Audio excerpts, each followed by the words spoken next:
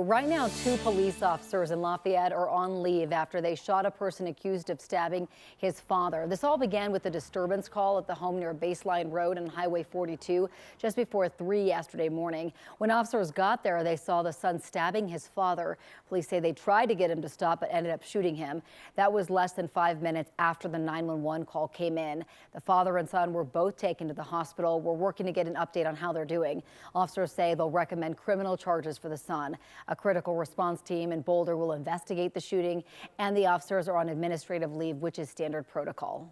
Police in Aurora say a 19-year-old is in custody accused of shooting and killing his stepfather. It happened around 12:45 yesterday morning at a home on Applewood Drive behind the Southlands Mall. The man died at the hospital. Police have not shared what led up to the shooting, just that they think the teen shot his 38-year-old stepfather. They also say they were getting ready to serve a search warrant to find the gun.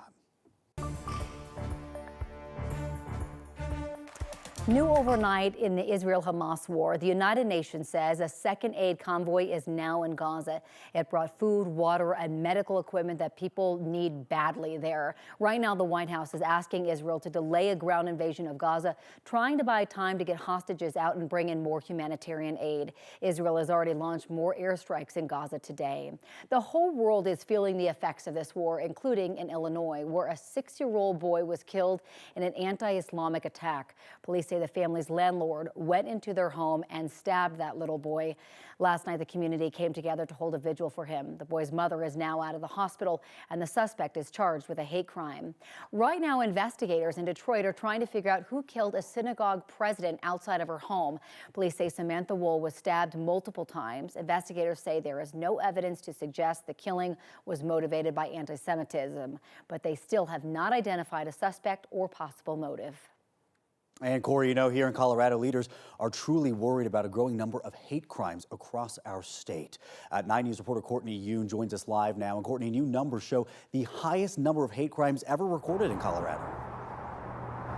Yeah, that's right, Jordan. Last year, there was a 14% increase in hate crimes, according to a recent report, an annual report by the FBI. It was the single highest number that we've ever seen here in Colorado. In 2022, there was 317 hate crimes reported in the state to the FBI. More than half of those reports made were hate crimes relating to race or ethnicity. The second highest category came under sexual orientation, making up 21% of reports. Jeremy Shaver with Hate Free Colorado says even more hate crimes are happening than are reported. He says nearly 3 in 10 Colorados have experienced some sort of verbal harassment, property damage, or even physical injury over the last 5 years, but only 18% reported it.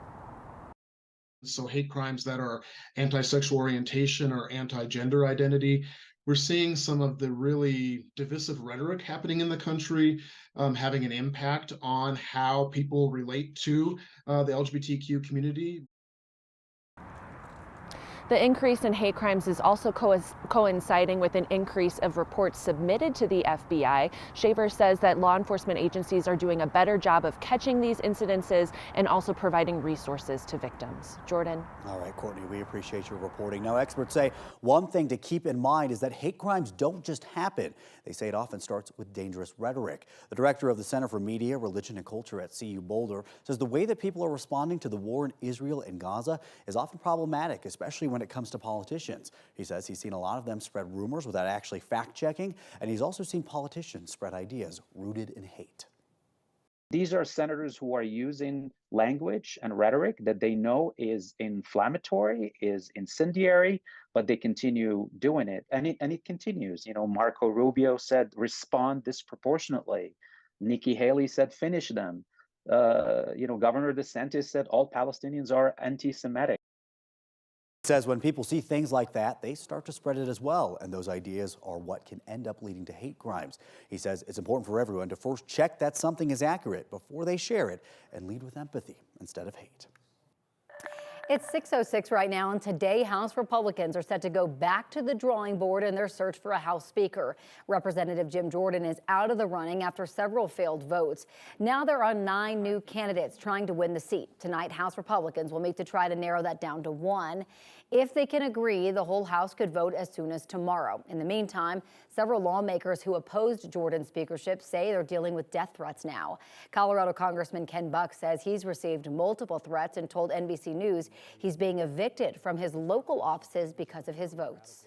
An update this morning, a lawsuit seeking to block former President Donald Trump from appearing on Colorado's ballot in 2024 can move forward. A judge rejected several attempts by Trump and the Colorado Republican Party to shut down the lawsuit. The lawsuit argues that Trump is disqualified from running for office based on the 14th Amendment. Part of the amendment says anyone who takes part in an insurrection is disqualified from holding office in the future. It is possible the lawsuit could go to trial in the coming weeks. A live look in Denver now. We are 15 days out until Election Day in the city. Ballots are now out. Counting of those starting to arrive by mail can begin today. And don't forget, it is not too late to register. You can register online or all the way up to Election Day if you're voting in person. So here are some dates to know as we get closer. Today, early in-person voting begins in some locations. Your last day to mail your ballot back will be on Halloween. That's 1 week from tomorrow.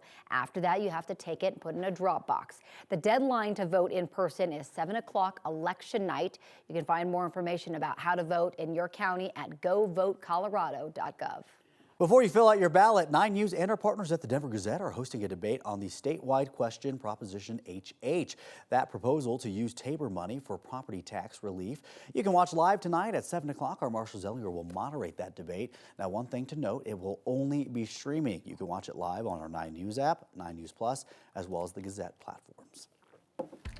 And one thing you want to know about the weather today, the stats. We're going for a high of 79 degrees today. Believe it or not, the normal high would be 63 for this time of year. The record, 87 from 1973. And look at this, exactly 100 years before that, the record low of 16.